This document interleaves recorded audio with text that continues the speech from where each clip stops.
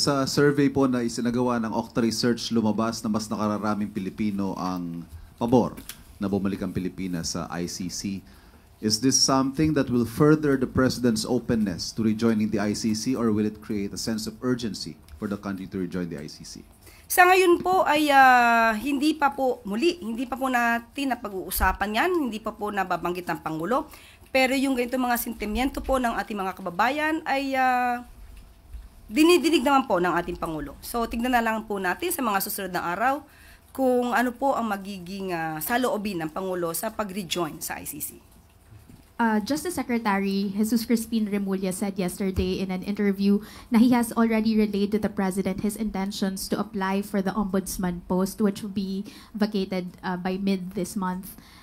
Ano po yung naging response ng Pangulo doon sa pagsabi ni Justice Secretary Remulla na he wants to vacate the DOJ to transfer to the Ombudsman?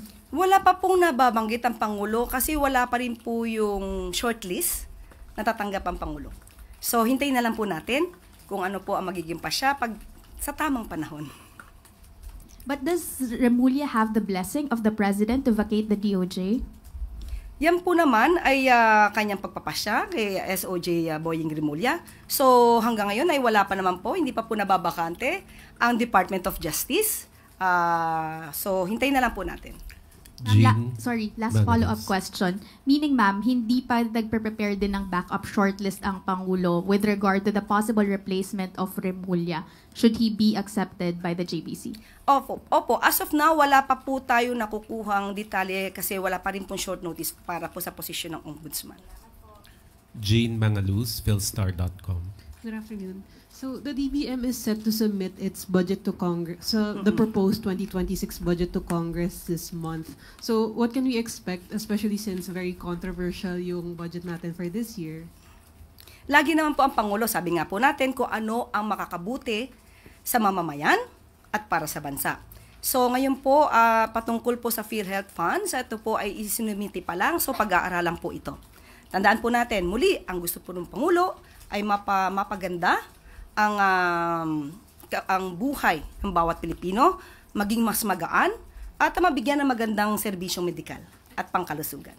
One quick follow-up. So intact po yung PhilHealth funds for in the 2026 budget sa proposed version? Ako po, sorry po, hindi ko po nakita. Tatanungin ko po ang Pangulo. Hindi ko po nakita as of now. Left Narciso, DZRH. Good afternoon, Yusek. Sabi po ng LUWA, natapos na yung investigasyon nila. Kaugnay ng mga reklamo sa Prime Water, na isumite na po ba yung resulta ng investigasyon sa Malacanang at nabasa na ba ni Pangulong Marcos? Opo, nakatanggap na rin po tayo. Siguro nakalimutan ko lang pundalin, ipapakita ko po sana sa inyo. Isang folder po siya, ang report, at 2 boxes ng Balikbayan boxes. Ganon karami. So, nabigyan po tayo ng kopya kahapon at nabigyan na rin po ang Office of the President at ito po ay aaralin at asahan niyo po na mabilisan pong aaralin to para sa mga consumers po ng Prime Water. Pagkatapos pong maaral, ano po kaya ang susunod na hakbang? Definitely, gagawa po tayo ng legal na aksyon. Aksyon na naaayon sa batas at walang masasagasaan pero dapat para sa taong bayan. Si House Speaker Martin Romualdez at iba pang mga lawmakers is backing the calls to institutionalize a transparent budget process by opening bicameral deliberations to the public. Ano po ba yung comment dito ng Palasyo?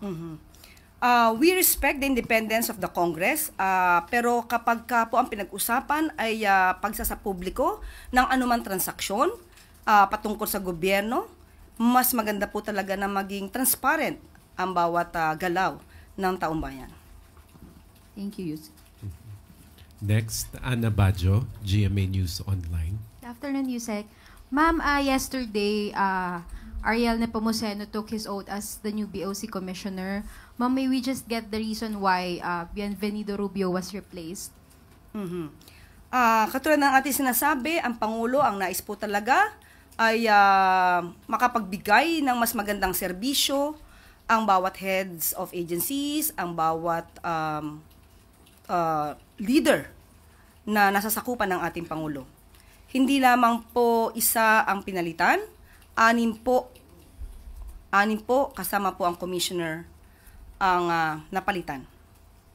May mga collectors, may mga commissioners, may deputy commissioners rather, and directors. Anim po lahat sila sa Bureau of Customs. So, ang tanging gusto ng Pangulo ay maging tapat sa bansa, labanan ng smuggling, at syempre po, maging transparent sa koleksyon ng revenues. Pero ma'am, what does it say po sa performance ni Commissioner Rubio? Was the President not satisfied with his leadership po? Hindi po natin masasabi yan. At kung ano man po ang naging dahilan ng ating Pangulo, malamang po ito'y patungkol pa rin para sa ikagaganda ng serbisyo sa taong bayan. Ma'am, may we just get the President's marching orders kay Commissioner Nepomuceno? And sino po kaya yung papalit sa kanya sa iniwan niyang post? Sa OCD po yan. Wala pa po, hindi pa po sa akin na ibigay yung detalye patungkol dyan. Pero ang marching order, unang-una po, dapat protectionan po, strengthen yung border protection at labanan nga po ang smuggling. At nagsisimula na po ang pamahalaan sa paglaban, sa mas matinding laban sa smuggling. Thank you, ma'am. Next question, Ivan Mayrina, GMA Integrated News.